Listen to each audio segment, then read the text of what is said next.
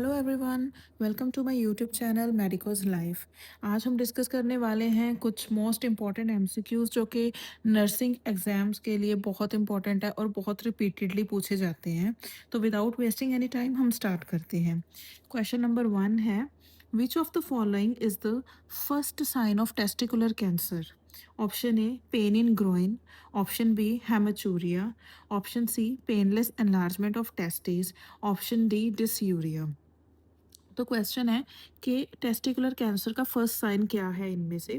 So answer is painless enlargement of testis. C C जो है वो सही आंसर है। मतलब क्या है कि painless enlargement of testis first sign है। दूसरे साइंस भी होते हैं टेस्टिकुलर कैंसर में, लेकिन वो लेटर ऑन डेवलप होते हैं। फर्स्ट ऑफ ऑल क्या होता है? Painless enlargement of testis. Okay, next question है, which of the following is the most common complication of spinal anaesthesia? Option A anorexia, option B hypotension, option C hypertension, option D mental confusion. So most common complication spinal anaesthesia की है option B hypotension. Next question, what is the distance at which the tube is inserted while giving enema to a adult patient?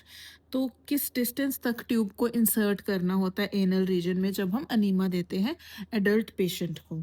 Option A 8 to 10 centimetre, option B 1 to 2 centimetre, option C 3 to 4 metre, option D 1 to 1.5 inch. So units के according ही हम answer देंगे, units को ध्यान से पढ़ना है options में।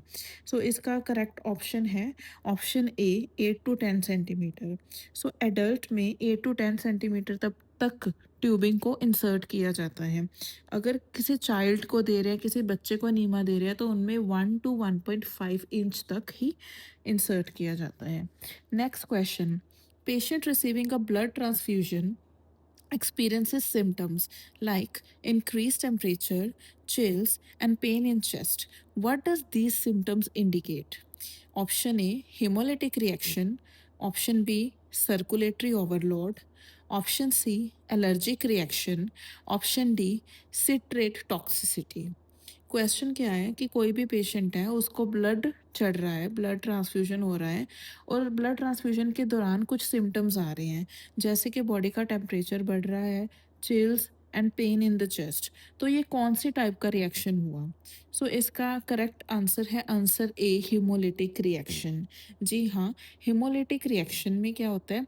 फीवर विद चिल्स, हाइपोटेंसिव हो जाता है पेशेंट, डिज्निया, टैकीकार्डिया, नोजिया, वॉमिटिंग। तो ये जो सारे सिम्टम्स हैं ये हीमोलिटिक रिएक्शन में आते हैं। एलर्जिक रिएक्शन में itching, skin rash, flushing, chills, wheezing. तो ये सारी जो कंडीशंस हैं ये एलर्जिक रिएक्शन में होती हैं। अगर कोई पेशेंट को सर्कुलेटरी ओवरलोड हुआ है, सबसे पहले क्या होगा? नेक वेन डिस्टेंशन होती है, टैकीकार्डिया होता है, सेंट्रल वेनस प्रेशर भी बढ़ जाता है। देन सिट्रेट टॉक्सिसिटी वाले पेशेंट में मस्कुलर स्पाज्म और ट्विचिंग होती है। Next question, pain at McBurney point is the feature of which of the following condition? Option A appendicitis, option B jaundice, option C gastritis, option D pancreatitis. So McBurney point में pain कब होता है? ये होता है appendicitis में। McBurney point एक point होता है हमारे अम्बिलाइकस से लेके राइट इलिक क्रेस्ट तक एक इमेजिनरी लाइन हमको ड्रॉ करनी पड़ती है, और उसके 1/3 और 2/3 के मिड में जो पॉइंट होता है वहाँ पे मैकबर्नी पॉइंट बोलते हैं उस पॉइंट को, और अपेंडिसाइटिस में उस पॉइंट पे पेन होती है।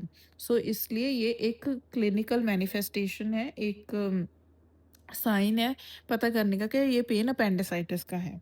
ठीक है, next question, what is the characteristic feature of Wilson disease? A respiratory difficulty, B severe chest pain, C improper development of genitals, D accumulation of copper in liver, kidney and brain। So Wilson disease क्या क्या characteristic feature होती है? इसका सही answer आएगा answer D accumulation of copper in liver, kidney and brain।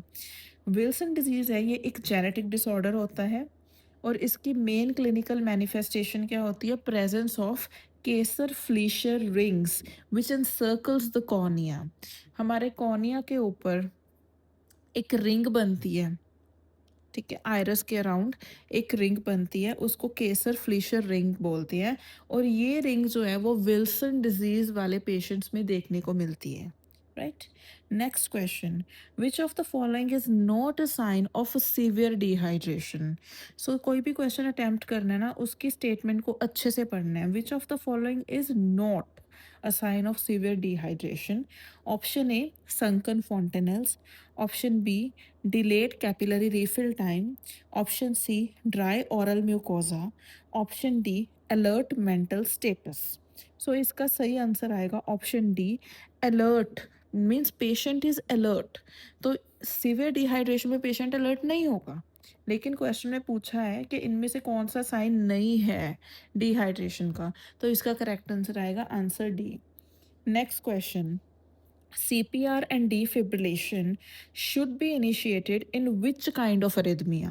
तो following arrhythmia की conditions हैं, इनमें कौन सी कंडीशन में डिफिब्रिलेट हम करेंगे पेशेंट को और CPR देंगे।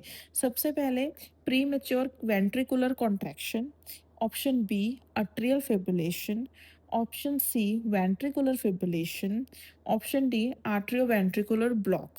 तो इसका सही आंसर आएगा आंसर सी वेंट्रिकुलर फिब्रिलेशन। अगर वेंट्रिकुलर फिब्रिलेशन होता है तो इमीडिएटली हम डिफिब्रिलेटर से डिफैब करते हैं पेशेंट को, ठीक है, और साथ साथ में CPR देते हैं। Okay, then which of the following drug is use to prevent aspiration and decrease the secretions. Like कौन सा ड्रग है जो सिक्रीशंस की प्रोडक्शन को कम करता है, ठीक है, ताकि एस्पिरेशन के चांसेस कम हो जाएं। Option A atropine, option B adrenaline, option C noradrenaline, option D dopamine.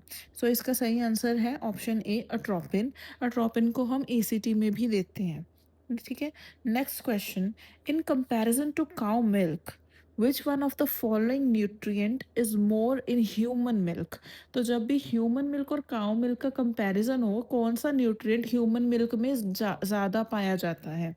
Option A lactose, option B protein, option C minerals, option D iron. So इसका करेक्ट आंसर है option A lactose. Lactose human milk में obviously ज़्यादा होगा cow milk के comparatively.